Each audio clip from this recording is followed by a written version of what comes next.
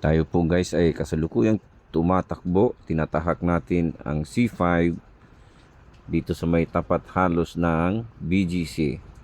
Tayo po ay nakakuha ng pasahero dito galing sa hospital dyan sa may Shoe Boulevard.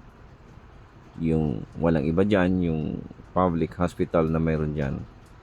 Ang atin pong mga pasahero guys ay papunta po ng Maharlika, na kung saan ang lugar na ito ay malimit na tinatanggihan ng mga driver dahil po sa hindi magandang imahe noong mga nakaraang panahon.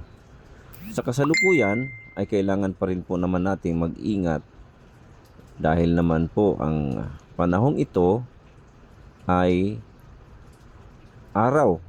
So maliwanag na maliwanag pa ang pagkakataong ito, kaya wala po tayong dapat na ipangamba. At higit sa lahat, tayo po ay nagtitiwala sa pag-iingat na siyang ginagawa po ng ating Panginoon sa ating mga paghahanap buhay. Tayo po ay nagtitiwala sa magagawa po ng Diyos dahil alam naman po natin na ang ating mga pinaghahanap buhayan ay dadalhin sa mabuti. Purely, yan po ay atin pong ipangsuporta sa ating pamilya.